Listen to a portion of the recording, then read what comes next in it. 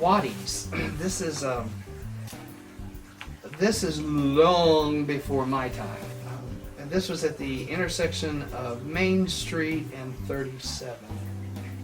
And I'll show some images of where, maybe the map of where this was located. And this was a, as you can tell, an old train car that was brought in. And this was when my mom was a teenager. This was the place for the high school kids to go stop by after school or whatever. I just always thought the name was cool. Trying to find images of this place is very difficult. The good thing about them, though, the burgers are cooked in their own juices. Oh yeah, nowadays we don't do that. We cook them in other people's juices. Exactly. That's what I always So that thought makes it too. super special. Yeah.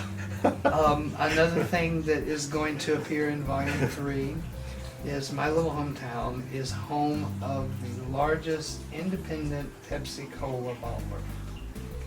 And we have one of the largest Pepsi Cola bottling plants in the country is located in my little hometown. So now you're a Coca-Cola guy because you're in Well, Atlanta. So those are fighting words, and we probably shouldn't discuss You them. know, I'm going to feature, because Pepsi is, and their family and their imprint on town has been undeniable over the decades.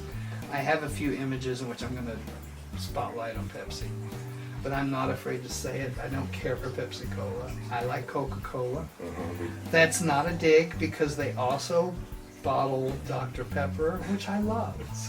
So it's, you know, it's not that I don't like Pepsi, but the reason I bring it up is because a lot of towns always had the Coca-Cola advertising, paint on the side of buildings, billboard. In our town, it was all Pepsi. Yeah. So it was kind of like this, we call it alternate universe, We moved to Atlanta, and everything was Coca-Cola. or even outside of. Yeah. I think in I my know- town it was I- RC. I think that's when. So I would guess Royal- maybe it was a regional thing or whatever Yeah. was the most, but so, and that all the way up until I left at age 18. I mean, if there's something Pepsi can put their name on, signs or otherwise, it's out I there. love it.